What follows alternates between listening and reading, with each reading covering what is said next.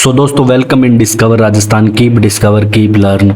देखो अपनी क्लास चल रही थी राजस्थान के इतिहास की। ईओआरओ का जो एग्जाम का सिलेबस है उसके अकॉर्डिंग अपने कर रहे हैं, ठीक है, ये सभी को पता है। अब क्या है कि जो आज हम टॉपिक करने वाले हैं राजस्थान की कला के, ये जो 7 टॉपिक है इनके प्रीवियस ईयर जो क्वेश्चन है आरपीएससी के, ये यहाँ पे हम करने वाले हैं, जिसमें दुर्ग, मंदिर, महल, छत्रियां, हवेलियां, चित्रकला और हस्तशिल्प के बारे में हम जानेंगे। इनके जो पिछले वर्षों में प्रश्न आए हुए हैं तो वो जानेंगे कि कौन कौन से हैं। अपने शुरुआत करते हैं बिना टाइम गवाए। देखो पहला प्रश्न आता है, धानव दुर्ग किसके बीच में स्थित होता है। देखो जो धानव दुर्ग होता है ना दोस्तों, ये रेगिस्तान के बीच में स्थित होता है, चारों ओर से रेगिस्तान से घिरा होता है, रेगिस्तान। और ऐसा दुर्ग कौन सा है जो अपना जैसलमेर का सोनारगढ़ दुर्ग है, वो धानव दुर्ग की श्रेणी में आता है दोस्तों, ठीक है। तो ये रेत के टीलों से घिरा होता है। इसके अलावा जूनागढ़, बीकानेर व नागौर के दुर्ग भी इसी श्रेणी में आते हैं। इसके अलावा जो एरण दुर्ग होते हैं, जिसके चारों ओर खाई, कांटे, कठोर पत्थर होते हैं, उसमें जैसे रणथंबोर दुर्ग आ गया, चित्तौड़गढ़ आ गया, ठीक है। गिरी दुर्ग जो पर्वत पे होता है, मैदानी दुर्ग, ठीक है। और जल दुर्ग और रोहतक दुर्ग एक ही बात होती है, वो नेक्स्ट क्वेश्चन में करते हैं अपने। देखो राजस्थान के किस किले को जल दुर्ग की श्रेणी में रखा जाता है। देखो जो ये बार बार दोस्तों एक प्रश्न आता है जल दुर्ग का, ये गागरोन के किले के लिए ही आता है हमेशा, ठीक है। जो गागरोन का किला है झालावाड़ में, गागरोन का किला, ये दोस्तों जल दुर्ग है, ये जल दुर्ग की श्रेणी में आता है। ये भी पूछा गया है बार बार, ठीक है। और जल दुर्ग को ना ओदक दुर्ग भी कहते हैं, तो ये भी आप ध्यान रखना।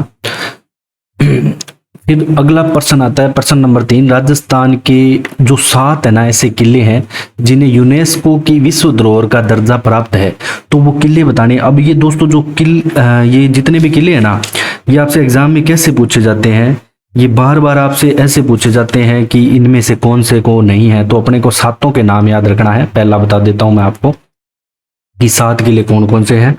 देखो पहला आपके आता है चित्तौड़गढ़ का किला,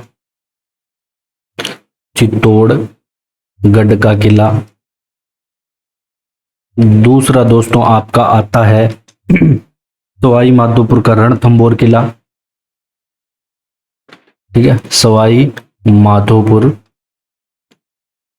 का रणथंबोर का किला, किला या दुर्ग आप बोल सकते हो। ये भी मैंने अलग से डिटेल से करा रखी है, आप देख सकते हो हमारी क्लास से जाके पीछे प्लेलिस्ट में पूरे डिटेल से मैंने बता रखा है दुर्ग क्या होता है, किला क्या होता है। राजसमंद का कुंभलगढ़ का किला, राजसमंद का जो किला है कुंभलगढ़ का, वो भी इसमें है। तो ये अपने को क्या कि 7 याद रखने हैं, और 4 जो ऑप्शन होंगे उसमें से एक अलग ही आएगा जो नहीं होगा। और जो जैसलमेर का किला है, जैसलमेर का किला, और जो आपका 5वां यहाँ पे हो जाएगा जयपुर का आमेर का किला, जयपुर का आमेर का किला।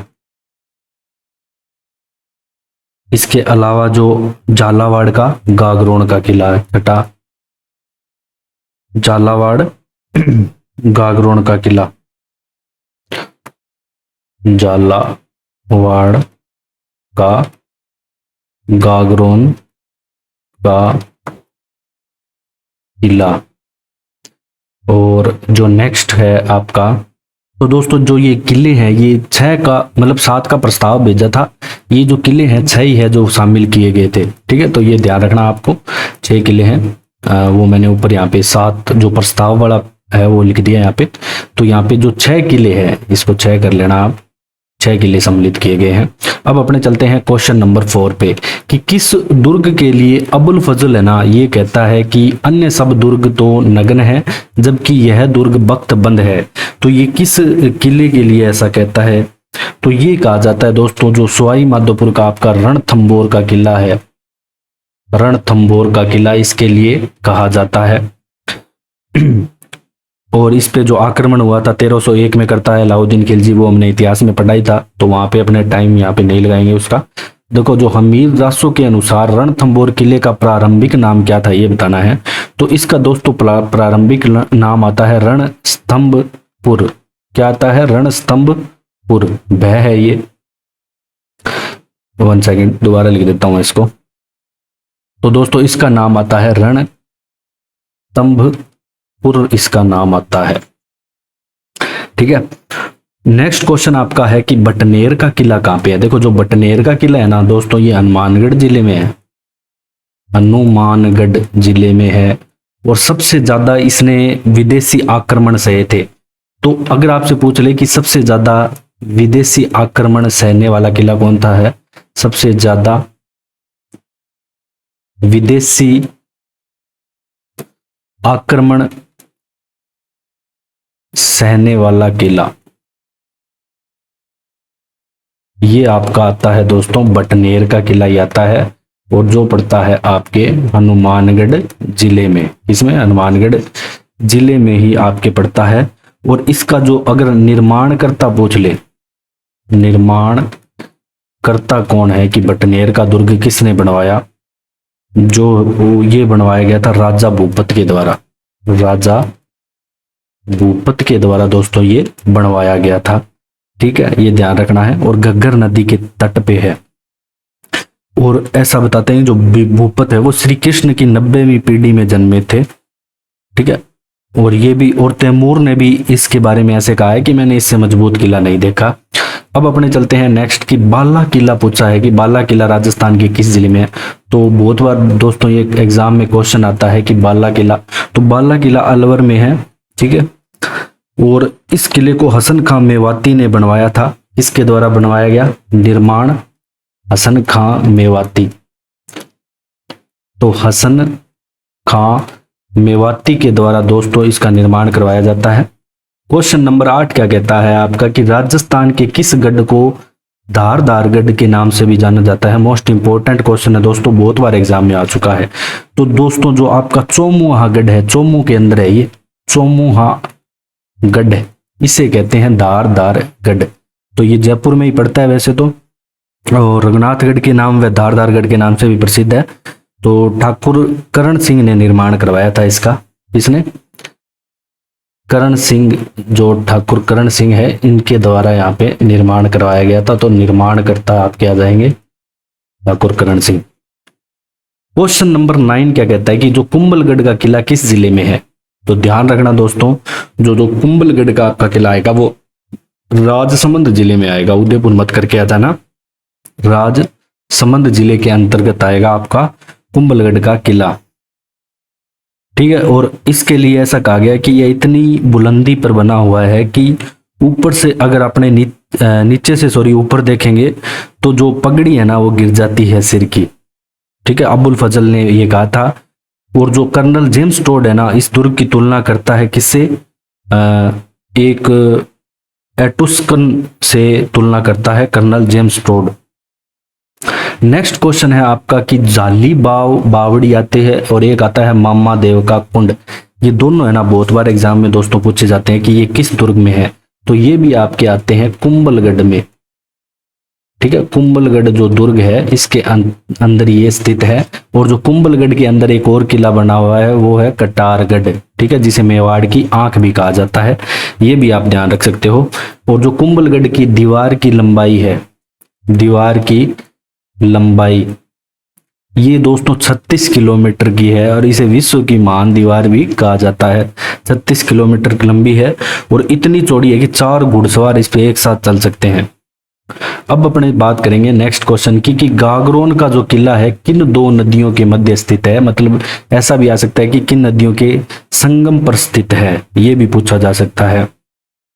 तो दोस्तों जो काली सिंध और आहू नदी है, कौन सी, काली सिंध और आहू नदी है, इसके मध्य स्थित है या इसके संगम पर स्थित है, ऐसा आप कह सकते हो। तो दोनों बातें सत्य होंगी यहाँ पे।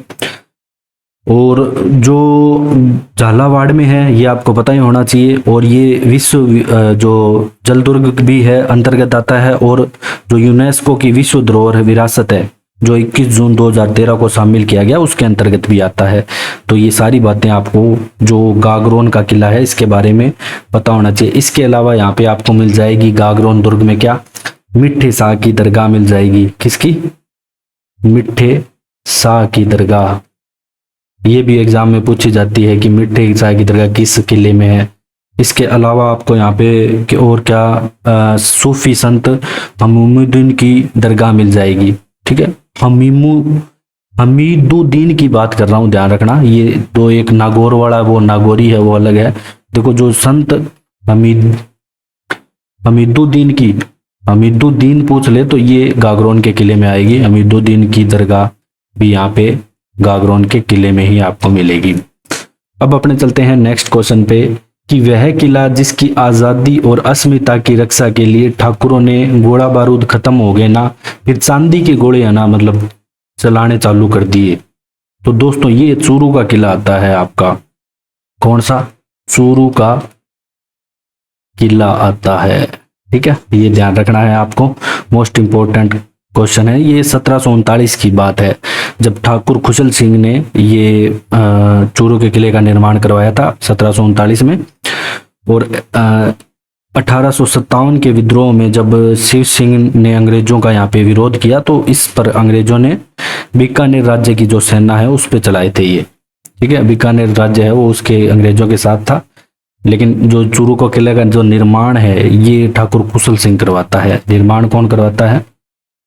कुशल सिंह, याद रख लेना, कुशल सिंह। अब अपने चलते हैं नेक्स्ट क्वेश्चन पे कि जूनागढ़ का किला बनाने वाला शासक कौन सा है जिसने जूनागढ़ का किला बनाया। और देखो जो जूनागढ़ के किले का पुराना नाम है ना चिंतामणि भी मिलता है। और ये जूनागढ़ है, बीकानेर में स्थित है। और जो जूनागढ़ का किला है दोस्तों ये राय सिंह के द्वारा बनवाया गया। किसके द्वारा? राय सिंह। और जो जूनागढ़ है इसे जमीन का जेवर भी कहते हैं, ये भी बात ध्यान रखना। जो बीकानेर के शासक है राय सिंह इसका निर्माण करवाते हैं। अगले क्वेश्चन पे चलते हैं कि त्रिकुटाकृति व 99 बुर्जों वाला दुर्ग कहाँ स्थित है। तो ये दोस्तों आपका जैसलमेर में है। जो सोनारगढ़ है उसे कहते हैं, सोनारगढ़ उसे ही कहते हैं 99 बुर्जों वाला दुर्ग। ठीक है, सोनार का किला भी कहते हैं और त्रिकूटगढ़ भी कहते हैं इसे। तो ये सारी बातें आपको पता होना चाहिए। और जो पहाड़ी का नाम है गोरहरा होने के कारण इसे गोरगरहा गढ़ भी कहा जाता है। ठीक है, और राजस्थानी लोक काव्य है उसमें इसे जैसानगढ़ भी कहा गया है। तो और इसके जो अन्य विदेशी आक्रांता जो भी है, विदेशी आक्रांता उत्तर पश्चिमी सीमा की रक्षा करने के कारण यहाँ के शासकों को उत्तर बड़कीवाड़ के नाम से भी विभूषित किया जाता है। अपने को ये ध्यान रखना, 99 बुर्जोवाड़ा जैसलमेर में है, इतना याद रख लेना आप।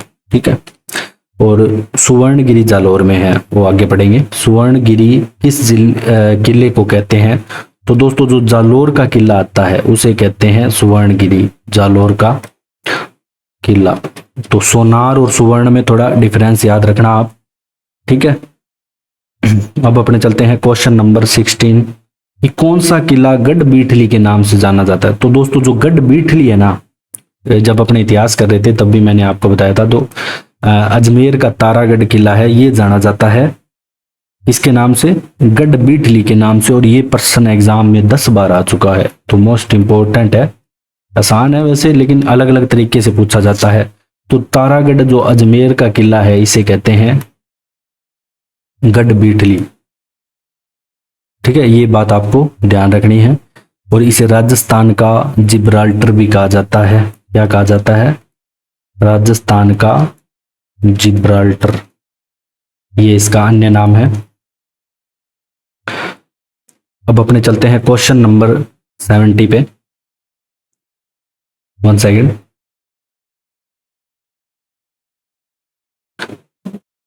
देखो 17% क्या कहता है कि घूंघट, गोगड़ी, बांद्रा, इमली ये सब क्या है? ये देखो तारागढ़ अजमेर की प्राचीर की विशाल बुर्जों के नाम है। जो तारागढ़ का किला के बारे में हमने पढ़ा, तारागढ़ किले के जो भी प्राचीर की विशाल बुर्जों के नाम, प्राचीर की विशाल बुर्जों के नाम है, ये ध्यान रखना आप। और कुछ मत करके आ जाना इसमें। घूंघट, गोगड़ी, बांद्रा और इमली। अब अपना प्रश्न नंबर 18 क्या कहता है कि ये महल मानव निर्मित नहीं है, प्रेतों द्वारा बनवाए गए लगते हैं। तो रुडयार्ड किपलिंग ये किस किले के मतलब किस दुर्ग या महल के बारे में कहता है, ये आपको बताना है कि तो ये जो बूंदी का दुर्ग है दोस्तों उसके बारे में कहता है ये रुडयार्ड किपलिंग। ठीक है, ये ध्यान रखना, बूंदी का दुर्ग। इसका नाम भी तारागढ़ आता है, इसे तिलस्मी किला भी बोलते हैं। तो जो बूंदी का किला है इसका निर्माण राव बर सिंह के शासनकाल में हुआ था। ठीक है, और जो बूंदी का तारागढ़ है इसका दुर्ग का निर्माण कौन करा है, बै से बर सिंह, बै से बूंदी, याद रख लेना, आराम से याद रह जाएगा, निर्माण करता। अब अपने चलते हैं क्वेश्चन नंबर 19 पे। जो कोसवर्धन का किला है किस किले का प्रचलित नाम है, मतलब किस किले को कोसवर्धन का किला बोलते हैं। तो आपके जो 12 में आता है शेरगढ़ का किला, 12 जिले में जो शेरगढ़ का किला है दोस्तों, शेरगढ़ का किला कहाँ पे है, 12 में, तो इसे कहते हैं कोसवर्धन का किला। अगला क्वेश्चन है कि सिवाना दुर्ग किस जिले में स्थित है। दोस्तों जो सिवाना दुर्ग आता है आपका ये बाड़मेर जिले में स्थित है और इसे कहते हैं जालोर दुर्ग की कुंज। कहाँ पे, बाड़मेर जिले में स्थित है। इसका जो निर्माण करवाया जाता है, ठीक है, निर्माण है सिवाना दुर्ग का, ये करवाता है वीर नारायण पंवार। ठीक है, ये ध्यान रखना, वीर नारायण के द्वारा किया जाता है। और 56 की पहाड़ियों से निर्मित यह दुर्ग अपनी विशालता के कारण प्रसिद्ध है और इसे का नाम जब अलाउद्दीन खिलजी ने इसे जीत लिया था तो इसका नाम खैराबाद कर दिया था। ये भी बात मैंने आपको उस टाइम बता दी थी, यहाँ पे नहीं लिख रहे अपने। और इसके अलावा जो सिवाना दुर्ग है ये जालोर दुर्ग की कुंजी है और मारवाड़ के राजाओं की कौन सी है, संकटकालीन स्थली भी कह सकते हैं। अब अपने चलते हैं नेक्स्ट, मेहरानगढ़ दुर्ग आपको बताना है कि किस पहाड़ी पर है। दोस्तों जो मेहरानगढ़ दुर्ग आता है वो राव जोधा द्वारा निर्मित होता है और ये चिड़िया टूक पहाड़ी पे आपका, किस पे, चिड़िया टूक पहाड़ी पे है मेहरानगढ़। ठीक है, चिड़िया टूक पहाड़ी पे जोधपुर में है और जो इसका निर्माण करवाया जाता है ये राव जोधा के द्वारा कराया जाता है जो जोधपुर को भी बसाते हैं। ठीक है, ये चीजें आपको जो मेहरानगढ़ दुर्ग है इसके बारे में ध्यान रखना है। और इसमें जो तोपें रखी हुई है ना, इनके नाम भी याद रखना, ये भी पूछी गई है एग्जाम में। एक तो गुब्बारा, एक का नाम आता है नुसरत, एक का नाम आता है गज्जक। ठीक है, ये गज्जक खाने वाली नहीं है, और एक का नाम आता है नागपड़ी। तो ये सारी जोधपुर के किले में तोपों के नाम हैं। एक गजनी खान भी आता है। अब अपने चलते हैं क्वेश्चन नंबर 22, लोहागढ़ कहाँ पे है। लोहागढ़ दोस्तों आपका आता है भरतपुर में, भरतपुर में आता है दोस्तों लोहागढ़। इसे मिट्टी का किला भी बोलते हैं, अन्य नाम क्या है, इसे मिट्टी का किला भी बोलते हैं। इसके अलावा दोस्तों सूरजमल ने इसका निर्माण करवाया था और जो एक अंग्रेज आता है लॉर्ड लेक, जिसने 5 बार इस पे चढ़ाई करने की कोशिश की लेकिन वह विफल रहा था, तो वो किला है लोहागढ़। ठीक है, लेक है, उसने चढ़ाई करने की यहाँ पे कोशिश की थी। अब आता है कि जैन विजय स्तंभ आपको बताना है कहाँ पे है, कि जैन जो विजय स्तंभ है वो कहाँ पे स्थित है। देखो ये आता है आपका चित्तौड़गढ़ किले के अंदर आता है, चित्तौड़गढ़ किले में ही आता है आपका जैन विजय स्तंभ, या उसे जैन कीर्ति स्तंभ भी कहते हैं। ठीक है, जैन कीर्ति स्तंभ, तो एग्जाम में ये ऐसे पूछा गया था, वैसे जैन कीर्ति स्तंभ से तो आपको याद आ ही जाएगा। देखो प्रथम जैन तीर्थंकर आदिनाथ को समर्पित है। जो जैन कीर्ति स्तंभ है किसे समर्पित है ये भी आपको पता होना चाहिए एग्जाम की दृष्टि से। इसको आदिनाथ, आदिनाथ है प्रथम जैन तीर्थंकर और 22 मीटर ऊंचा है। चित्तौड़गढ़ दुर्ग में स्थित इस स्तंभ का निर्माण 12वीं शताब्दी में दिगंबर संप्रदाय के बघेरवाल महाजन सन्नाई के पुत्र जीजा द्वारा यहाँ पे इसका निर्माण करवाया गया। तो बस जीजा याद रख लेना, जीजा के द्वारा इसका निर्माण करवाया गया। ठीक है, अब अगला क्वेश्चन क्या आता है, क्वेश्चन नंबर 24, शिला देवी का मंदिर पूछा है किस किले में। देखो जो दोस्तों शिला देवी का मंदिर है ना, ये आमेर में है। किसमें, आमेर के किले जिसे अंबर फोर्ट भी कहते हैं। आमेर का किला जयपुर में है। यहाँ पे है शिला देवी का मंदिर। तो ये आपको याद रखना है, शिला देवी। और जो शिला माता की मूर्ति यहाँ पे कौन लाया था, तो मान सिंह लाते हैं 16वीं शताब्दी में बंगाल से। ठीक है, जो शिला देवी की मूर्ति है ये लाते हैं मान सिंह बंगाल से। मान सिंह लाते हैं बंगाल से, फिर इसे यहाँ पे प्रतिष्ठापित करते हैं। और इसके अलावा देखो जो आमेर का किला, इसमें दीवाने आम, दीवाने खां, दिलखुश महल भी है, 24 रानियों का महल भी आमेर में है। ठीक है, बुखारा गार्डन है, यश मंदिर है और सुख मंदिर है। ठीक है, और जो विश्व पेहबर है वो आमेर के महलों की सुंदरता को देखकर भी मुग्ध हो गया था। और उसने ये लिखा था, जो एग्जाम में पूछा जाता है कि मैंने क्रेमलिन में जो कुछ देखा और अल ब्रह्मा के बारे में जो सुना उससे भी यह बढ़कर है। तो ये विश्व पेपर ने किसके लिए कहा, ये पूछा जाता है। तो ये कहा आमेर के किले के लिए। तो ये आपको ध्यान रखना। अब अपने चलते हैं नेक्स्ट क्वेश्चन पे कि क्वेश्चन नंबर 25 की बसंती नामक किले का निर्माण कौन करवाता है। तो दोस्तों जो बसंती किले का निर्माण है, 1 सेकेंड, तो ये राणा कुंभा के द्वारा दोस्तों बनवाया जाता है। किसके द्वारा, और ये कहाँ पे स्थित है ये भी आपको पता होना चाहिए। तो ये तो पता ही है आपको कि राणा कुंभा के द्वारा करवाया जाता है। तो ये बसंती दुर्ग है ना, सिरोही में स्थित है, ये भी आपको पता होना चाहिए। नेक्स्ट क्वेश्चन पे चलते हैं अपने कि राजस्थान का बेल्लोर कौन सा दुर्ग कहा जाता है। इंपॉर्टेंट क्वेश्चन है दोस्तों। जो भैंसरोडगढ़ का किला है, ठीक है, भैंसरोडगढ़, ये जो किला है इसको कहा जाता है राजस्थान का वेल्लोर कहा जाता है। और इसका निर्माण भैंसे भैंसा शाह ने करवाया था। ठीक है, और ये ब्राह्मणी व चंबल नदी के संगम पर है। किसके, एक तो ब्राह्मणी नदी, ब्राह्मणी व चंबल नदी के संगम पर। ठीक है, ये ध्यान रखना है। अगला क्वेश्चन है क्वेश्चन नंबर 27 की कौन सा किला पहले बुरासवाड़ा के नाम से जाना जाता था, ये बताना है आपको। तो दोस्तों जो अजमेर का टोडगढ़ है, कौन सा, टोडगढ़ अजमेर का है, ये जाना जाता था पहले बुरासवाड़ा के नाम से। ठीक है, ये ध्यान रखना है, जेम्स टोड द्वारा निर्मित है ये। अब क्वेश्चन नंबर 28, राजस्थान का प्रथम विजय स्तंभ स्थित है। प्रथम विजय स्तंभ की बात कर रहे हैं, ध्यान रखना दोस्तों, विजय स्तंभ की बात नहीं कर रहे। तो आपका प्रथम विजय स्तंभ आएगा बयाना दुर्ग में। बयाना दुर्ग जो आपका पड़ेगा भरतपुर के अंदर। कहां पे, भरतपुर में बयाना दुर्ग। 1 सेकेंड, बयाना दुर्ग भरतपुर में पड़ेगा। प्रथम विजय स्तंभ की मैं बात कर रहा हूं, ध्यान रख लेना दोस्तों। ठीक है, ये समुद्रगुप्त के द्वारा यहाँ पे खड़ा किया गया था राजस्थान का पहला विजय स्तंभ। अब जो महामारू शैली का प्रचलन है, अब आपके मंदिर आ गए। तो जो महामारू शैली है, मंदिरों की अलग अलग शैलियां हैं, ये भी मैंने दोस्तों डिटेल से पढ़ा रखी है, आप देख सकते हो प्लेलिस्ट में जाके। तो महामारू शैली का प्रचलन किसके शासनकाल में हुआ। तो दोस्तों ये इसका सही आंसर रहेगा, ये एग्जाम में आपके 3 बार आ चुका है। ठीक है, आरपीएससी के।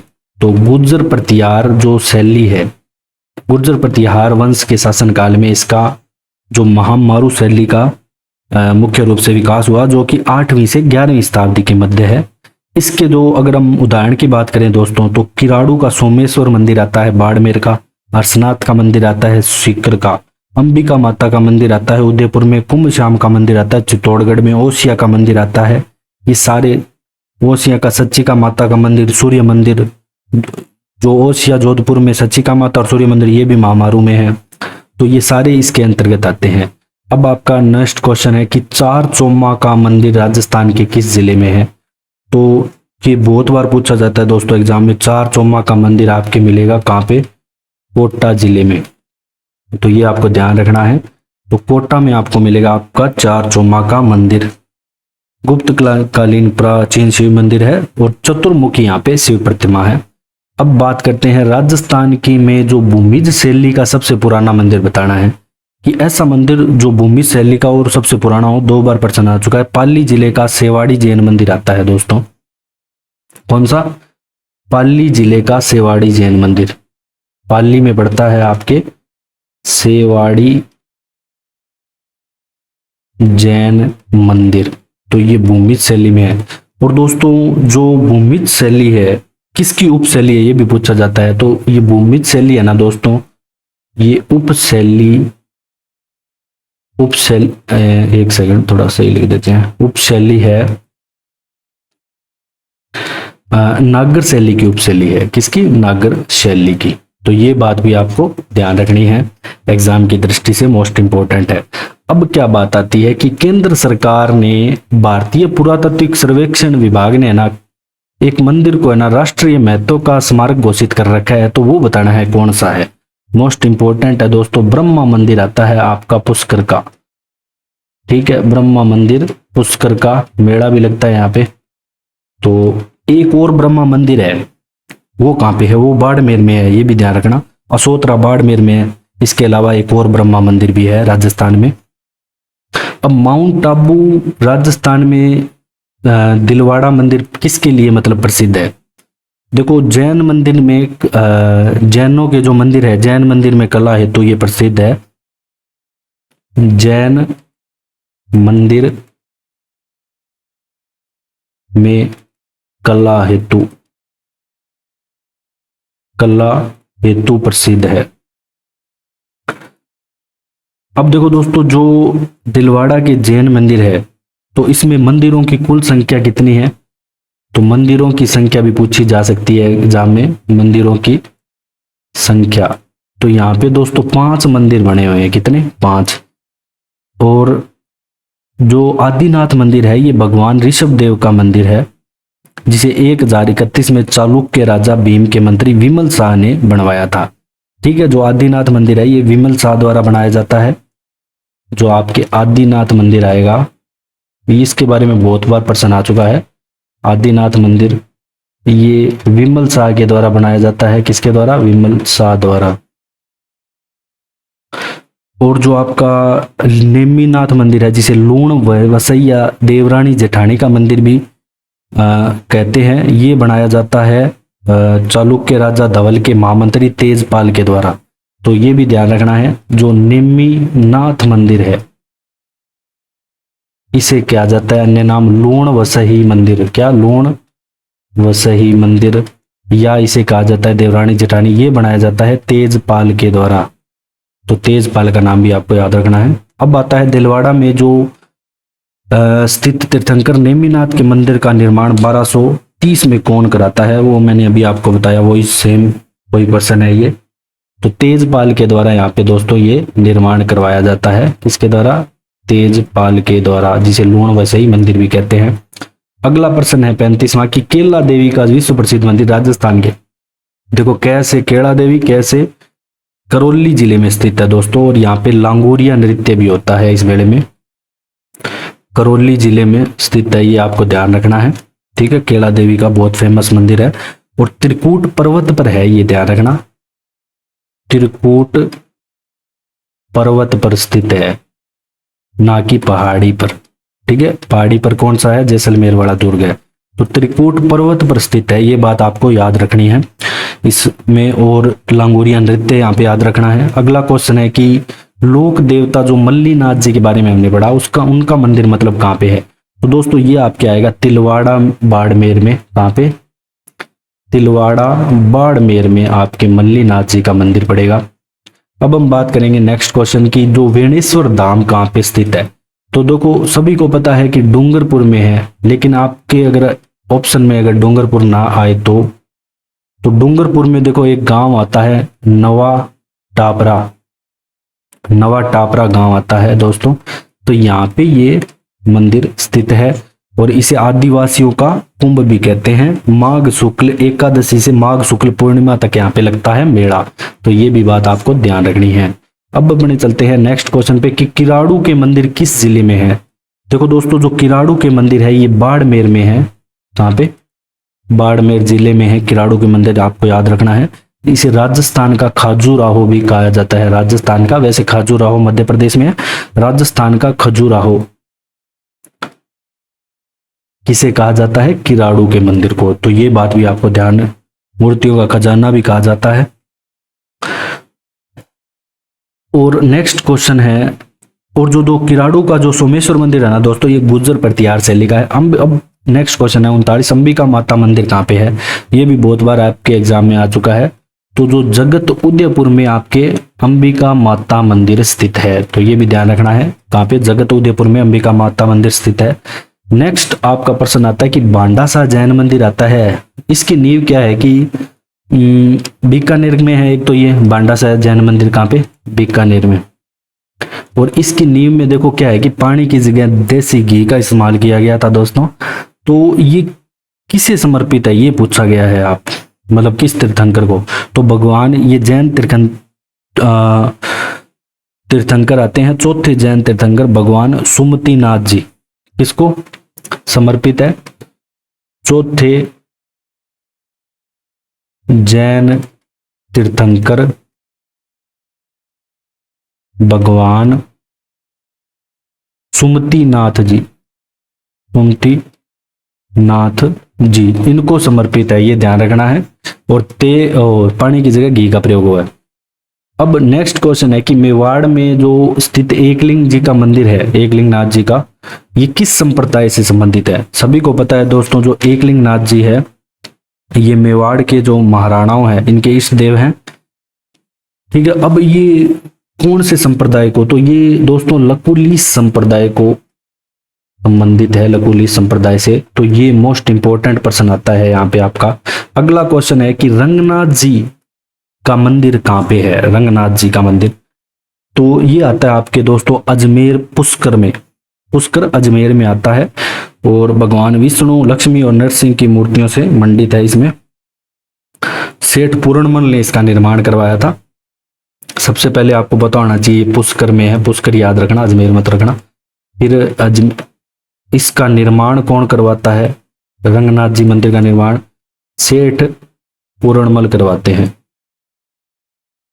अब अपने चलते हैं अगले प्रश्न पे कि त्रिपुरा सुंदरी का मंदिर कहाँ पे है? अब आपको बताना है। त्रिपुरा सुंदरी बहुत बार एग्जाम में आ चुका है। तो ये दोस्तों आपके पड़ता है बांसवाड़ा जिले में। कहाँ पे? बांसवाड़ा जिले में आपके पड़ेगा त्रिपुरा सुंदरी का मंदिर, ठीक है। इसमें सिंह पर सवार भगवती माता की अष्टादश भुजा की मूर्ति है, मतलब 18 प्रकार के आयुध भी है भुजा में। अब अपने चलते हैं अगले क्वेश्चन पे कि करणी माता का प्रसिद्ध मंदिर किस स्थल पर स्थित है?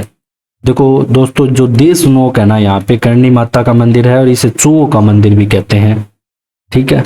बीकानेर में है और इसे क्या कहते हैं? चूहों का मंदिर। ये बात तो सभी को पता होगा, चूहों का मंदिर। तो राव जोधा ने इन्हीं के आशीर्वाद से जोधपुर भी बसाया था। अब अपने चलते हैं अगले क्वेश्चन पे, क्वेश्चन नंबर 45। जो रणकपुर के आपके जैन मंदिर है, इसमें कितने खंबे हैं ये बताने हैं। ये बहुत बार एग्जाम में आ चुका है दोस्तों, ये मोस्ट इंपोर्टेंट है प्रश्न। इसमें 1444 1444 खंबे हैं, ऐसे याद रख लेना, ठीक है। इतने खंबे हैं इसके अंदर। और कहाँ पे, कौन सी नदी के किनारे हैं? मतलब किस नदी के किनारे स्थित है, ये भी पूछा जा चुका है आपके एग्जाम में। तो ये आपके आएगा या तो मथाई लिखा हुआ आएगा या मदाई लिखा हुआ आएगा, तो दोनों में से एक ध्यान रखना, मथाई या मदाई नदी के किनारे स्थित है। और इसके अन्य नाम दोस्तों अगर मैं आपको बताऊं तो इसे चतुर्मुख जिन प्रसाद भी कहते हैं, त्रिलोक दीपक भी कहते हैं, 1444 खंभों वाला भी कहते हैं। और इसका निर्माण कौन करवाता है? मारणाकुंभा के शासनकाल में होता है, धरणशाह करवाता है इसका निर्माण करवाता है कौन? धरणशाह। और इसका शिल्पी का नाम याद रखना, बहुत बार पूछा जा चुका है, देपाक। तो इसका शिल्पी का नाम भी आपको याद होना चाहिए। अगला प्रश्न है कि गेपरनाथ महादेव का मंदिर कहाँ पे है? अब आपको बताना है। तो ये आपके पड़ता है दोस्तों कोटा में, चारचोमा का कोटा में, गेपरनाथ का कोटा में, सावन भादो आ जाए तो कोटा में। अब नेक्स्ट क्वेश्चन है आपका कि जगत शिरोमणि मंदिर किस दुर्ग के उत्तर पश्चिम में स्थित है? ठीक है, जो जगत शिरोमणि मंदिर है किस दुर्ग के उत्तर पश्चिम में आपके स्थित है ये बताना है। तो आमेर दुर्ग के, ये क्या है कि जगत सिंह की याद में बनाया जाता है दोस्तों, ठीक है। जगत शिरोमणि मंदिर है मान सिंह की रानी आती है, कनकावती इनके पुत्र जगत सिंह की याद में बनाती है ये। यहाँ पे भगवान श्री कृष्ण की काले पत्थर की मूर्ति है। अब राजस्थान में जो मेवा नगर किसके लिए प्रसिद्ध है, ठीक है, मेवा नगर जो राजस्थान में जगह आती है ये किसके लिए प्रसिद्ध है, ये आपको बताना है। ये पार्श्वनाथ जैन मंदिर के लिए प्रसिद्ध है। ये आपके आरएएस में आ चुका है दोस्तों, क्वेश्चन 2010 में। तो जो आपकी मेवानगर है ये पार्श्वनाथ जैन मंदिर के लिए प्रसिद्ध है, तो ध्यान रखना, पार्श्वनाथ जैन मंदिर के लिए, तो ये आपको याद रखना है इसके बारे में। और ये बाड़मेर के नकोड़ा में है, तो ये मेवानगर कहाँ पे पड़ेगा आपके, बाड़मेर नकोड़ा, ठीक है। ये भी बात आपको पता होनी चाहिए, ये भी पूछी जा सकती है एग्जाम में। और जो 1511 में आचार्य कीर्ति रतन सूरी द्वारा स्थापित है, ठीक है, ध्यान रखना इतना ही बस। अब अगला प्रश्न क्या आता है कि राजस्थान का है ना एकमात्र मोस्ट इंपोर्टेंट प्रश्न है, बहुत बार आ चुका है कि राजस्थान का पहला मंदिर जिसके निर्माण की वहां पे है ना डेट है ना तारीख बताई गई है, 689 ईस्वी वहां पे लिखा गया है, तो ये कौन सा है, ये दोस्तों आता है झालावाड़ का शीतलेश्वर महादेव मंदिर। कौन सा, झालावाड़ का शीतलेश्वर महादेव मंदिर आता है दोस्तों, जहां पे डेट मतलब तिथि अंकित है कि कब इसका निर्माण कार्य किया गया। अब आता है 12 देवरा नामक शिव मंदिर समूह है आपका, कहाँ मिलेगा आपको, जो 12 देवरा है ये मिलेगा आपको जहाजपुर में। कहाँ पे, जहाजपुर में। और जहाजपुर आपका दोस्तों कहाँ पड़ेगा, भीलवाड़ा में, ठीक है। 12 देवरा आपको मिलेगा भीलवाड़ा में, ठीक है। अब अपने चलते हैं क्वेश्चन नंबर 51, केवाय माता मंदिर का निर्माण कौन करवाता है ये बताना है, तो चच के द्वारा करवाया जाता है, ध्यान रखना, ये एग्जाम में आपके आ चुका है प्रश्न, चच के द्वारा। वैसे सारे एग्जाम में आए हैं लेकिन ये बढ़िया मतलब आरएस वगैरह एग्जाम में आ चुका है ये।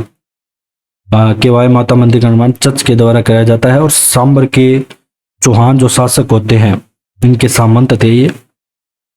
अब नेक्स्ट क्वेश्चन है कि गुप्तकालीन एक भ्रमर माता का मंदिर है ना, ये कहाँ पे है ये बताना है। गुप्तकालीन एक भ्रमर माता का मंदिर आता है, तो ये आपके दोस्तों पड़ेगा छोटी सादड़ी में। कहाँ पे, छोटी सादड़ी, छोटी सादड़ी में आपके पड़ेगा भ्रमर माता का मंदिर, जो आपके पड़ती है प्रतापगढ़ में। कहाँ पे, प्रतापगढ़ में पड़ती है छोटी सादड़ी। नेक्स्ट क्वेश्चन है आपका कि टोंक में जो कल्याण जी का मंदिर है, सब जानते होंगे डिग्गी कल्याण जी, तो इनका निर्माण मतलब किसके द्वारा करवाया गया, तो ये करवाया जाता है दोस्तों, राजा आते हैं एक दिगव, इनके द्वारा करवाया जाता है, इनका मेला भी यहाँ पे बढ़ता है। अगला क्वेश्चन आपका आता है कि नागदा में जो सहस्त्र बाहु मंदिर है, जिसे सास बहू का मंदिर भी कहते हैं, तो ये किस देवता को समर्पित है ये बताना है। जो सहस्त्र बाहु मंदिर है तो दोस्तों ये भगवान विष्णु को समर्पित है। किसको, भगवान विष्णु जी को समर्पित है ये, भगवान विष्णु जी, तो ये ध्यान रखना। और इसे सास बहू का मंदिर भी कहते हैं, ये बात भी आपको पता होना चाहिए। अगली प्रश्न 55 नंबर की मेवाड़ में सुहेश्वर शिव मंदिर का निर्माण किस चौहान शासक ने करवाया। एक मेवाड़ में आता है आपके दोस्तों सुहेश्वर का शिव मंदिर, तो ये करवाया जाता है पृथ्वीराज द्वितीय के द्वारा, इसका निर्माण कार्य पृथ्वीराज जो द्वितीय है इसके द्वारा यहाँ पे इसका निर्माण कार्य करवाया जाता है। ये मेनाल के झरने के पास है। अब आता है कि स्वर्ण नगरी हॉल किस जैन मंदिर का भाग है, मतलब एक ऐसा जैन मंदिर है जहाँ पे स्वर्ण नगरी हॉल बना हुआ है, तो ये आता है दोस्तों नसिया मंदिर अजमेर में। तो ये भी पूछा जा सकता है कि नसिया मंदिर कहाँ पे है, सोनी जी की नसिया, तो वो अजमेर में है, तो इसका भाग है स्वर्ण नगरी हॉल। अगला प्रश्न है आपका धौलागढ़ देवी का मंदिर आपको बताना है किस जिले में है। धौलागढ़ देवी पूछ ले तो आपसे अलवर जिले में है दोस्तों, अलवर में धौलागढ़ देवी। क्वेश्चन नंबर 58 वीरों के स्मारक स्तंभ स्थान कहाँ पे है, मतलब जहाँ पे वीरों का स्मारक स्तंभ स्थान है ये आपके कहाँ पे पड़ेगा ये बताना है आपको। इसके अलावा मैं आपको बता दूं, जो चाकसू का मंदिर है, शीतला माता का मंदिर है, ये माधो सिंह के द्वारा बनाया जाता है। ठीक है, ये बात भी ध्यान रखना है आपको। और अब अपने आ जाते हैं अपने प्रश्न पे, वीरों के स्मारक स्तंभ स्थान। तो ये आ जाता है आपके दोस्तों बंसूडला में। कहाँ पे? बंसूडला, बंसूडला। और दोस्तों इसके अलावा मैं आपको बता दूं, जो मामा भाणजा का अगर आपसे मंदिर पूछ ले तो डूंगरपुर में होगा। कुंभ शाम का पूछ ले तो कहाँ पे होगा? चित्तौड़गढ़ के किले में होगा। कुंभ शाम मंदिर, कुंभलगढ़ मत करके आ जाना। कुंभ शाम का मंदिर आपके वैष्णो मंदिर है और चित्तौड़गढ़ में है। कुंभलगढ़ मत करके आ जाना, बार बार बोल रहा हूँ। और ये भी विष्णु को समर्पित है भगवान। इसके अलावा दोस्तों मैं आपको बता दूं, चाकसू का बता ही दिया। और एक ऐसा मंदिर है जिसमें देवी की पीठ की पूजा होती है, वो ब्राह्मणी माता का मंदिर आता है दोस्तों, बारां जिले में। तो वो भी आपको ध्यान रखना है। मैं लिख नहीं रहा हूँ, बोल रहा हूँ, तो बोलने पे आप जरूर ध्यान दो, फोकस करो। क्वेश्चन नंबर 59 क्या कहता है कि कौन सा मंदिर है जो महाभारत के पात्र बर्बरिक से संबंधित है? तो ये अपना आता है आरे का सहारा, बाबा श्याम हमारा, खाटू श्याम जी, खाटू श्याम जी का मंदिर। ठीक है, रिंगस सीकर। ठीक है, ध्यान रखना, खाटू श्याम जी। अब है कि मूछला महावीर का मंदिर आपका कहाँ पे स्थित है? मूछला महावीर का मंदिर आपको बताना है। तो ये गाणेराव में आता है आपके दोस्तों, मूछला महावीर का मंदिर कहाँ पे? गाणेराव, जो कि पड़ता है आपके पाली जिले में। ये भी आपको ध्यान रखना है। अगला प्रश्न है आपका महलों से, रेगिस्तान का जल महल किसे कहते हैं? देखो दोस्तों, जो रेगिस्तान का जल महल है ये कहा जाता है बटाड़ू का कुआं, जो पड़ता है आपके कहाँ पे? बाड़मेर में। बटाड़ू का कुआं आता है जो आपके पड़ेगा बाड़मेर जिले में। ये ध्यान रखना है आपको। अगला प्रश्न है 62 कि वह किला जिसमें एक जैसे 9 महल है, बहुत बार आ चुका है। ठीक है, देखो दोस्तों, जो नाहरगढ़ का किला है ना, इसमें एक जैसे 9 महल है। तो ये ध्यान रखना है आपको नाहरगढ़ के किले के बारे में। और इसका अन्य नाम बताऊं तो सुदर्शनगढ़ भी इसे कहते हैं। क्या? सुदर्शनगढ़ भी इसे कहते हैं। और इसका निर्माण है, ये जो एक जैसे 9 महल है, ये निर्माण कौन करवाता है? माधो सिंह द्वितीय। कौन? माधो सिंह द्वितीय, जो अपनी 9 रानियों के लिए करवाता है। ताकि एक जैसे क्यों बनवाता है? क्योंकि लड़े ना। ठीक है, माधो सिंह द्वितीय कि मेरो सोनो बना दियो खुद, अरे मेरो खोजो बना दियो, बोड़ो सोनो बना दियो, ये लड़े ना, एक खतर ने एक जैसा 9 महल बनाया। ठीक है, अगला प्रश्न है कि 63वां की विश्व का सबसे बड़ा चांदी का पात्र 2 रखे हुए हैं। ठीक है, जिनमें गंगा जल ले जाया गया था। तो सिटी पैलेस जयपुर में है दोस्तों, ये सिटी पैलेस जयपुर में रखे गए हैं। अगला प्रश्न है आपका कि मुगल, यूरोपियन और राजपूत तीनों मतलब स्थापत्य कला मिक्स है, तो फिर मुबारक महल है ये कहाँ पे है? तो मुबारक महल आपको मिलेगा जयपुर में ही। कहाँ पे? जयपुर में। अगला प्रश्न आपको बताना है कि जोगी महल कहाँ पे है? कौन सा महल? जोगी। जोगी महल आपको मिलेगा दोस्तों रणथंबोर में। रणथंबोर के किले में, रणथंबोर के किले में आपको मिलेगा जोगी महल। जोगी ध्यान रखना, जोगी, रणथंबोर, सवाई माधोपुर। चोखेलाव महल बताना है राजस्थानी के किस किले में है, कि चोखेलाव महल कहाँ पे है? तो दोस्तों जो आपका चोखेलाव महल है ये आपके आ जाएगा जोधपुर दुर्ग में आ जाएगा दोस्तों आपके। ये कहाँ पे? जोधपुर दुर्ग में, जोधपुर दुर्ग। इसके अलावा दोस्तों आप याद रख सकते हो चित्र पैलेस के नाम से उम्मेद भवन पैलेस फेमस है। ठीक है, जिसे चित्र पैलेस भी कहा जाता है। अगला प्रश्न है आपका कि बूंदी में है ना रंग महल का निर्माण करवाया। जो बूंदी में रंग महल का निर्माण किसके द्वारा यहाँ पे करवाया जाता है? तो इसका आंसर आ जाएगा छत्रसाल। और ये भी पता लग जाएगा कि रंग महल कहाँ पे है। रंग महल बूंदी में है, ये बात ध्यान रखना। और भित्ति चित्रों के लिए अपने प्रसिद्ध है। अगला प्रश्न आपका 68 प्रसिद्ध स्मारक सुनहरी कोठी बतानी है कहाँ पे है। सुनहरी कोठी आपके पड़ेगी दोस्तों टोंक में, टोंक जिले में आपके पड़ेगी सुनहरी कोठी। अगला प्रश्न है क्वेश्चन नंबर 69, डीग के महलों का निर्माण कौन करवाता है, ये बताना है आपको। तो महाराजा बदन सिंह के द्वारा किया जाता है। महाराजा बदन सिंह आते हैं दोस्तों, इनके द्वारा डीग के महलों का निर्माण करवाया जाता है। और राजस्थान का ताजमहल किसे कहते हैं, जसवंतथड़ा जोधपुर को कहते हैं, ध्यान रखना।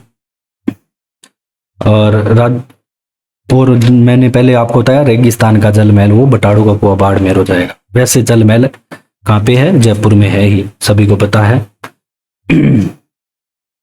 अगला प्रश्न है आपका, काठ का रेन बसेरा आता है एक महल, ये राजस्थान के किस जिले में है, ये पड़ेगा आपके दोस्तों झालावाड़ जिले में। काठ का रेन बसेरा महल है, ये झालावाड़ जिले में पड़ेगा, किशन सागर झील के पास पड़ेगा। अब एक आती है प्रसिद्ध 84 खंभों की छतरी। तो दोस्तों ये प्रश्न कम से कम एग्जाम में ना 10 से 12 बार आ चुका है, मोस्ट इंपोर्टेंट है। ये 84 खंभों की छतरी तो फेवरेट है इसकी, मेरे को लग रहा है यहाँ पे इसको भी इस छतरी में जाने का मन कर रहा है। तो देखो दोस्तों, जो 84 खंभों की छतरी है ना, ये बूंदी में है। सबसे पहले तो आपको ये पता होना चाहिए, फिर आपको क्या पता होना चाहिए कि ये किसको समर्पित है। देखो जो 84 खंभों की छतरी है, ये भगवान शिव को समर्पित है।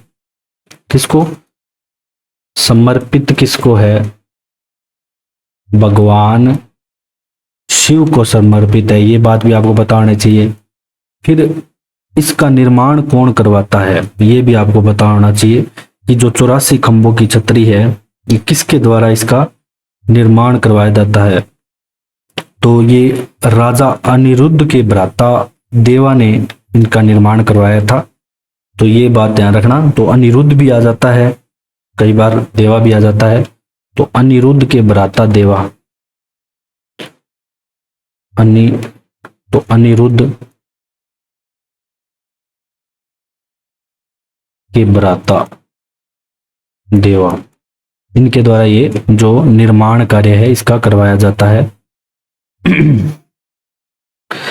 अब देखो दोस्तों, इसका निर्माण कार्य जो 1683 से 1695 ईस्वी के मध्य होता है।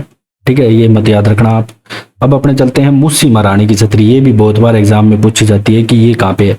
तो दोस्तों जो मुस्सी महारानी की छतरी है ना, ये अलवर में है, अलवर जिले में। ठीक है, और जो मुस्सी महारानी की छतरी है, ये 80 खंभों की छतरी है। कौन, कितने खंभों की है, 80 खंभों की है, ये ध्यान रखना। पहले हमने कितने खंभों की देखी, 84 खंभों की।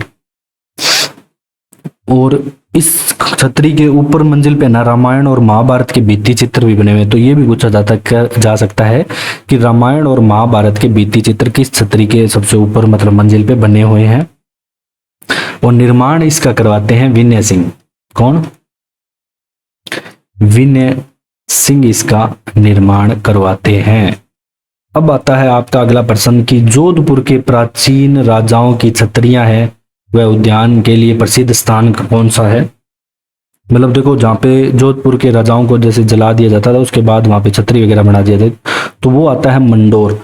ऐसे सभी जगह की अलग अलग है देखो। ठीक है, जैसे आमेर की गैटोर है, जैसलमेर की बड़ा बाग की है। ठीक है, जसवंतथड़ा जोधपुर में स्थित है, ये ध्यान रखना, जिसे राजस्थान का ताजमहल भी कहा जाता है। अब राजस्थान में बड़ा बाग की छतरियां देखो, ये जैसलमेर में है, यहाँ पे जैसलमेर के राजाओं की बनी हुई है बड़ा बाग की छतरियां, ये भी ध्यान रखना है। अगला प्रश्न आपका क्या कहता है, नेक्स्ट क्वेश्चन, एक 32 खंभों की छतरी याद रखना दोस्तों, रणथंभौर दुर्ग में है। ठीक है, 32 खंभों की छतरी कहाँ पे है, रणथंभौर दुर्ग में 32 खंभों की छतरी आपको मिलेगी। तो ये अमीर देव अपने पिता की स्मृति में करवाते हैं, अमीर देव के पिता की स्मृति में 32 खंभों की छतरी। ठीक है, अमीर देव के पिता आते हैं जेतर सिंह। ठीक है, इनकी छतरी है, अमीर देव निर्माण करवाते हैं इसका। देवी कुंड सागर की छतरियां कहाँ पे है, ये बताना है आपको। देखो दोस्तों, जो शासक आते हैं बीकानेर के, तो उनकी छतरियां बनी हुई है, देवी कुंड सागर की छतरियां कहलाती है। अब जो चारबाग किस शहर में स्थित है, चारबाग की छतरियां, जो हाड़ौती के शासक आते हैं ना दोस्तों, वैसे चारबाग बूंदी में स्थित है, लेकिन जो कोटा बूंदी के शासक हैं, जो हाड़ा शासक भी जिन्हें कहते हैं, इन सब की मतलब बूंदी के चारबाग में, जिसे केसर बाग भी कहा जाता है, वहां स्थित है। अगला है महाराणा प्रताप की छतरी, आपको बतानी है, मोस्ट इंपॉर्टेंट है, बहुत बार पूछी जाती है दोस्तों एग्जाम में। तो ये आ जाती है आपके बांडोली में, यहाँ पे बांडोली में आपके आ जाती है महाराणा प्रताप की छतरी। नेक्स्ट 8 खंभों की छतरी पूछ ले तो ये महाराणा प्रताप की है, बांडोली उदयपुर में। तो ये कितने खंभों की है? 8 खंभों की, ये ध्यान रखना। ये जो छतरी आती है आपके 8 खंभों की आती है। जो अगला प्रश्न है उस पे चलते हैं दोस्तों अपने, कि पट्टुओं की हवेली बतानी है आपको कहाँ पे है। देखो जो दोस्तों पट्टुओं की हवेली है, ये हवेलियों पे आ चुके हैं अपने। तो ये आपके आ जाती है जैसलमेर में, ठीक है। जब भी आपसे हवेली में पूछा जाए तो पट्टुओं की हवेली आपके आएगी जैसलमेर में। अगला प्रश्न आपके है कि अपने भित्ति चित्रों के लिए प्रसिद्ध झाला की हवेली कहाँ पे है, ये बताना है। देखो जो झाला की हवेली आपके आएगी कोटा में, शिकार वगैरह के भित्ति चित्र के लिए प्रसिद्ध है ये वैसे तो। और नथमल जी की हवेली पूछ ले तो भी आपके जैसलमेर में आएगी, सालिम सिंह व नथमल की हवेली, ये बार बार एग्जाम में पूछा जाता है दोस्तों। ये दोनों हवेलियां कहाँ पे आपकी जैसलमेर में है, जैसलमेर में आएगी सालिम सिंह और नथमल की हवेली। अगला क्वेश्चन है कि 82 नंबर, जो बछावतों, रामपुरिया, गुलेच्छा और सेठिया, ये इतनी सारी मतलब ये हवेलियां कहाँ पे स्थित है। तो ये सारी हवेलियां दोस्तों बीकानेर जिले में स्थित है, बीकानेर में ही स्थित है, बीकानेर के अंदर। अगला प्रश्न है आपका राजस्थान में ना दानचंद्र चोपड़ा की हवेली बतानी है, ये कहाँ पे है। तो ये सुजानगढ़ चूरू में है, सुजानगढ़ जो कि आपके पड़ता है चूरू जिले में, तो वहां पे है ये दानचंद्र चोपड़ा की। ये प्रश्न आया चुका है आपके एग्जाम में। अगला आता है कि लड़ियों की हवेली, गोयनका की हवेली झुंझुनू के किस स्थान पे है, ये बताना है। जो लड़ियों और गोयनका की हवेलियां बहुत प्रसिद्ध है, बार बार देखो एग्जाम में आती भी है। तो ये आपके आती है मंडावा स्थान आता है झुंझुनू में, मंडावा, ठीक है, यहाँ पे स्थित है। तो ये ध्यान रखना है इसके बारे में आपको। फिर प्रश्न आता है अपना चित्रशैली से। चित्रशैली, आज सिर्फ 2 ही टॉपिक बचे हैं अपने। चित्रशैली पे निहालचंद का पूछा गया है कि किस शैली का चित्रकार है निहालचंद। देखो दोस्तों जो निहालचंद आता है ये किशनगढ़ शैली से संबंधित है, किससे? किशनगढ़ शैली से संबंधित है। तो ये चित्रकारी पे प्रश्न हमेशा आता है। इसके अलावा देखो किशनगढ़ शैली से प्रसिद्ध चित्रकार कौन कौन से आ जाते हैं, लाडली दास आ जाते हैं। इसके अलावा अन्य जिनके नाम लिख देता हूं मैं यहाँ पे, एक तो लाडली दास, इसके अलावा यहाँ पे आ जाते हैं रामनाथ, ठीक है। इनके नाम तो आपको याद रखने एग्जाम में पूछे जाते हैं। सवाई राम, इनमें कंफ्यूजन भी होता है क्योंकि नाम एक जैसे हो जाते हैं ना, तुलसीदास। इसके अलावा बदन सिंह, नानक राम, नानक राम का नाम याद रखना, ठीक है, नानक राम का नाम याद रखना, नानक राम, बदन सिंह। अगला प्रश्न है कि बनी ठनी के बारे में बताना है, जिसे राजस्थान की मोनालिसा भी कहा जाता है। सावंत सिंह जो ये शासक था, जो नागरी दास के नाम से जाना जाता था अपने आप को, इसके समय किसके द्वारा यह मतलब ये बनाई गई थी। जो बनी ठनी है ये किसके द्वारा यहाँ पे बनाई गई थी, ये बताना है। तो ये भी किशनगढ़ अजमेर शैली से संबंधित है, ठीक है। जो बनी ठनी आपके आती है।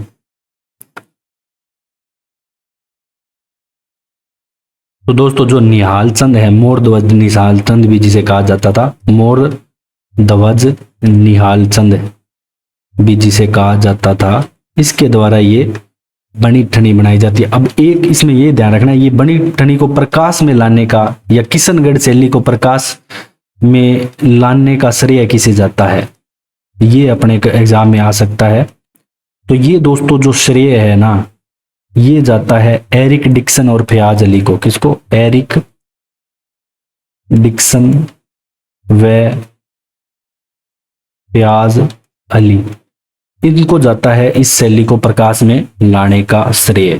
तो ये ध्यान रखना है। और इस पे डाक टिकट भी जारी हो चुकी है बनी ठनी पे, ये भी बात आपको ध्यान रखनी है। अब पूछा गया कि कलीला दमना क्या है।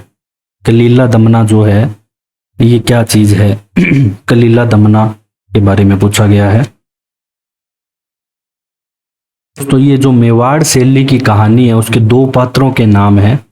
जो मेवाड़ शैली की कहानी के दो पात्रों के नाम आते हैं, वो कलीला दमना कहलाते हैं।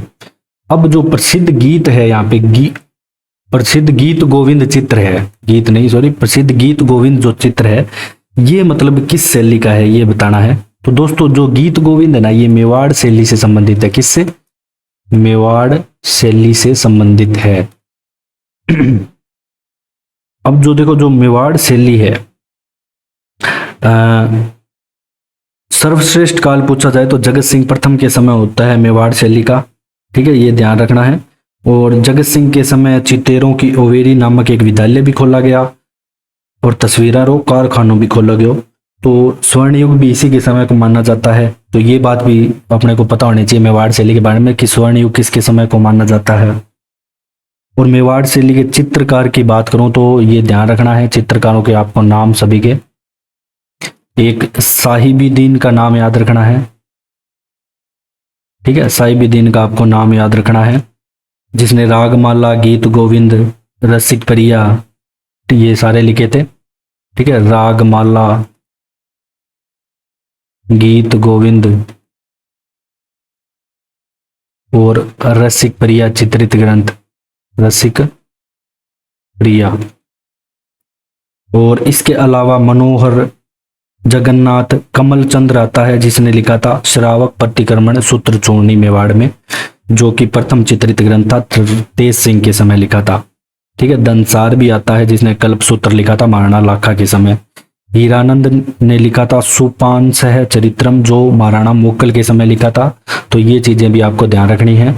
क्वेश्चन नंबर 89, मेवाड़ शैली की चित्रकला का स्वर्ण युग किस शासक के समय को कहा जाता है?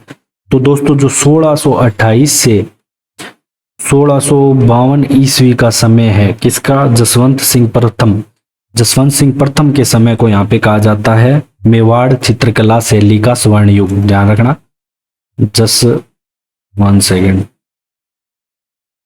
जसवंत सिंह प्रथम, तो इसके समय को दोस्तों कहा जाता है मेवाड़ चित्रकला शैली का स्वर्ण युग। अगला प्रश्न है आपका 90 कि वर्ष 1628 में मेवाड़ के रागमाला जो चित्रांकन को किसने चित्रित किया? जो रागमाला है ये किसके द्वारा यहाँ पे चित्रित किया जाता है? तो मैंने आपको बताया अभी थोड़ी देर पहले, साहिबुद्दीन के द्वारा यहाँ पे चित्रित किया जाता है रागमाला। इसके बाद नाथ द्वारा शैली की जो पेंटिंग्स को सामान्यतः क्या कहा जाता है? देखो दोस्तों जो नाथ द्वारा शैली की पेंटिंग है वो पिछवाई कहा जाता है, इन्हें पिछवाइयां कहा जाता है। और दूसरा प्रमुख मोड़ नाथ द्वारा शैली में देखा गया था मेवाड़ शैली का, और यह है क्या है कि उदयपुर और ब्रज शैली का समन्वित रूप है। इस शैली में जो प्रमुख चित्रकार थे देखो घासीराम, उदयराम, और हरे और पीले रंगों का यहाँ पे सर्वाधिक प्रयोग हुआ है। और भगवान कृष्ण के जीवन से संबंधित यहाँ पे सबसे ज्यादा यहाँ पे आपको चित्र मिलेंगे, ठीक है, ये भी बात आपको ध्यान रखनी है। और इसके अलावा नेक्स्ट क्वेश्चन पे चलते हैं अपने, क्वेश्चन नंबर 92। पशु पक्षियों के अगर पूछ ले किस चित्र शैली में विशेष स्थान मिला है? जहां पे आपको पशु पक्षियों के चित्र मिलेंगे तो बूंदी चित्र शैली, ये मोस्ट इंपॉर्टेंट है दोस्तों, बहुत बार प्रश्न आ चुका है ये बूंदी चित्र शैली के बारे में। और प्रसिद्ध चित्रशाला के गढ़ राज प्रसाद बूंदी में स्थित है, चित्रशाला का गढ़। और जो राव उमेश सिंह के समय हुआ था इसका निर्माण चित्रशाला का, ठीक है, ये भी ध्यान रखना है आपको।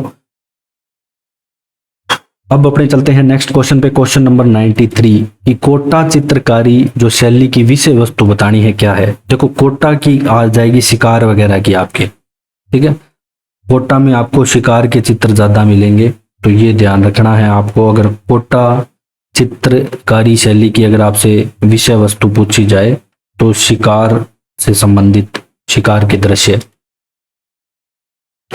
शिकार के दृश्य आपको देखने को मिलेंगे। अब प्रश्न आता है अगला कि रुकनुद्दीन ना राजस्थानी चित्रकला की किस शैली से संबंध था? तो दोस्तों जो रुकनुद्दीन आता है आपके बीकानेर, और जो बीकानेर जब चित्र शैली का दोस्तों विकास हुआ तो उसमें ये ध्यान रखना, जो चित्रकार है ना अपने नाम और तिथि अंकित करने लगे थे। बाकी राजस्थानी की जो चित्रकला शैली उसमें ये विशेषता है, वो नाम तिथि अंकित नहीं करते थे। तो ये ध्यान रखना है आपको कि बीकानेर के चालू कर दिया था उन्होंने नाम नूम अंकित करना। फिर जो जयपुर चित्रकला शैली का स्वर्ण काल किस शासक के काल को माना जाता है, जिसमें जयपुर चित्रकला शैली का सर्वाधिक यहाँ पे विकास होता है, वो बताना है आपको कि किसके समय को जयपुर तो प्रताप सिंह है जिसने हवा महल बनाया था, तो इनके समय को माना जाता है स्वर्ण युग। ठीक है, प्रताप सिंह के समय को जयपुर चित्रकला शैली का स्वर्ण युग माना जाता है।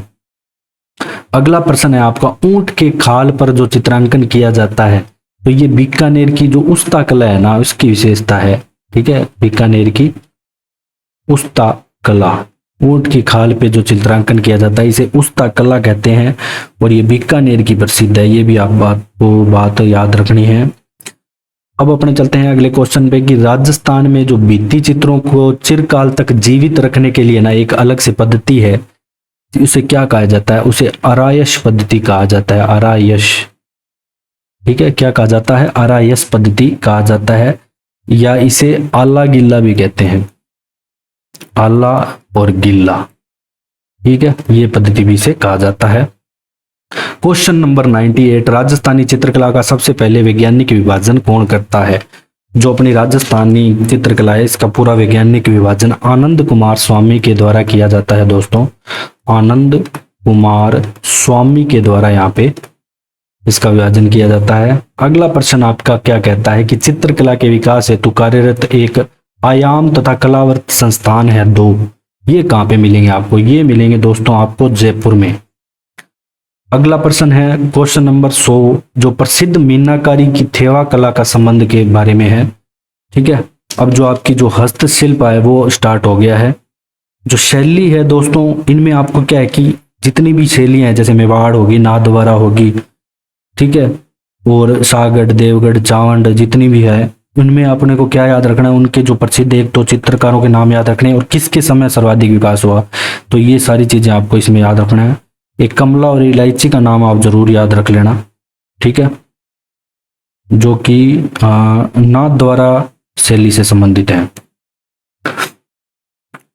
हाँ, मीनाकारी थेवा कला का मैं बता देता हूँ आपको, जो सोनी परिवार है जो इससे संबंध है मीना थेवा कला का, इसका थेवा कला का संबंध आता है आपके प्रतापगढ़ जिले से। सबसे पहले तो ये है प्रतापगढ़ जिले से आता है। यहाँ पे एक सोनी परिवार आता है, सोनी परिवार, इनके द्वारा ये जो थेवा कला है प्रताप, इसमें जो रंग यूज किए जाते हैं हरे, नीले, लाल, पीले, कांच पर सोने व चांदी की आकर्षक चित्रकारी की जाती है। और जो कलाकार नाथू जी सोनी थे सर्वप्रथम, तो नाथू जी सोनी ने परिवार के शंकरलाल सोनी, फिर रामनिवास, ऐसे आगे आगे मतलब बढ़ते गए। तो सबसे पहले कौन थे? नाथू जी सोनी ने इसको बढ़ाया। और एक खास बात है, ये जो परिवार है ना, ये अपने जो वंश होते हैं, जैसे इनका बेटा हो गया, उन्हीं को सिखाते हैं, बेटियों को भी ये थेवा कला नहीं सिखाते। ठीक है, प्रतापगढ़ से संबंधित है। अब राजस्थान में ब्लू पोट्री का संबंध प्रमुख केंद्र, देखो ब्लू पोट्री आती है आपके जयपुर से संबंधित। ठीक है दोस्तों, जो ब्लू पोट्री है इसमें चीनीदार मिट्टी के बर्तनों पर रंगीन आकर्षक चित्रकारी की जाती है, जिसे कामचीनी भी कहते हैं। ये जयपुर की विख्यात है ब्लू पोट्री, यार इसे क्या कहा जाता है? कामचीनी भी कहा जाता है, ये भी ध्यान रखना है अपने को। अगला प्रश्न आता है 102, बादला क्या है? देखो बादल एक जिंक की बोतल है। क्या है?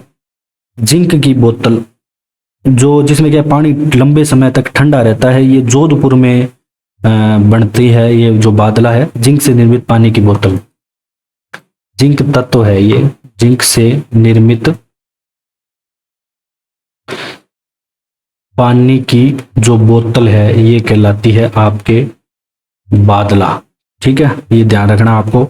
और ब्लू पोट्री से दोस्तों संबंधित एक नाम आता है कृपाल सिंह शेखावत का, ये याद रखना है, कृपाल सिंह शेखावत, जिन्होंने इसको विश्व प्रसिद्ध किया।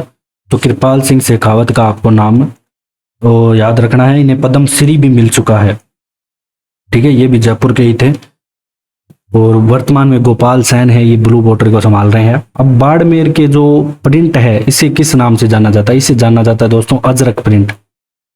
अजरक प्रिंट के नाम से इसे जाना जाता है। ये भी इंपॉर्टेंट है, एग्जाम में बहुत बार पूछा जाता है कौन सा प्रिंट है? अजरक प्रिंट बाड़मेर का। अगला चलते हैं अपने क्वेश्चन पे।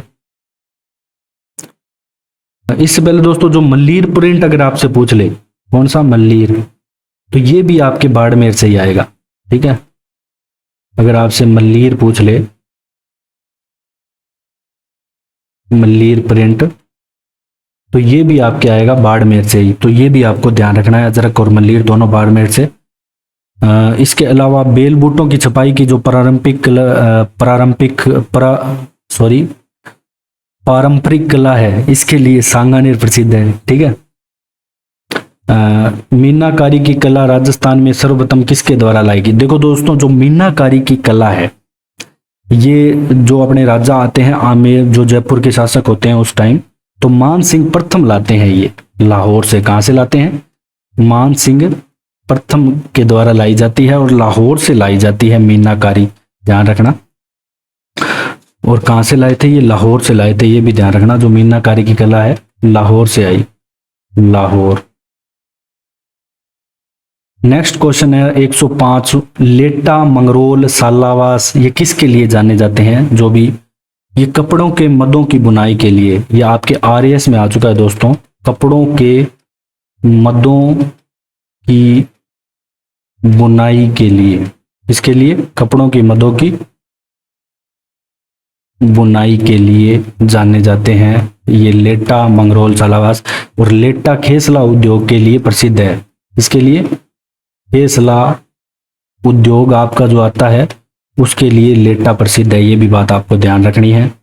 अगला प्रश्न आता है कि राजस्थान का जो मोलेला गांव आता है एक, ये किस हस्तकला के लिए प्रसिद्ध है? तो दोस्तों जो आपका मोलेला गांव आता है, ये मर्ण मूर्ति शिल्प जो मोलेला है, तो ये दोस्तों जो टेराकोटा जो है उसके लिए प्रसिद्ध है। मृदा शिल्प होता है, ये मिट्टी के जो बनाए जाते हैं यहाँ पे सॉरी, टेराकोटा। अब नेक्स्ट आता है जो नागौर का जो बू गांव है ना, ये बताना है किसके लिए प्रसिद्ध है।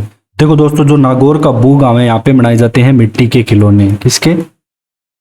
मिट्टी के खिलौनों के लिए, खिलौने बनाने के लिए आपके नागौर का बू गांव यहाँ पे प्रसिद्ध है। तो ये बात भी अपने को ध्यान रखने हुए।